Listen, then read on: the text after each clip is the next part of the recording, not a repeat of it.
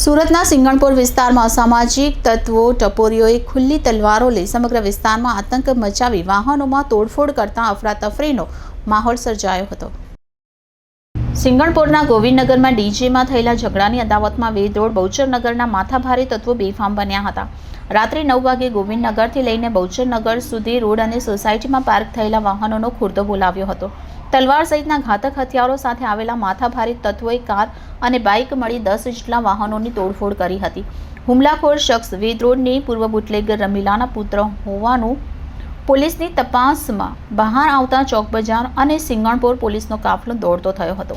પોલીસે આ વિસ્તારમાં ચાંપતો બંદોબસ્ત ગોઠવી દેવાની સાથે અહીં કોમ્બિંગ હાથ ધર્યું હતું। હુમલાખોર શખ્સ પેંડાના ઉપનામથી કુખ્યાત છે। આ શખ્સ આજે પોતાના 10 થી 12 સાગરીતો સાથે સિંગણપુરના ગોવિંદનગરમાં હથિયારો સાથે ધસી આવ્યો હતો। 2 દિવસ પૂર્વે અહીં લગ્નના ડીજેમાં હંગામો થયો હતો, જેની અદાવત રાખી બુટલેગર પુત્ર અહીં આતંક મચાવવા આવી પહોંચ્યો હતો।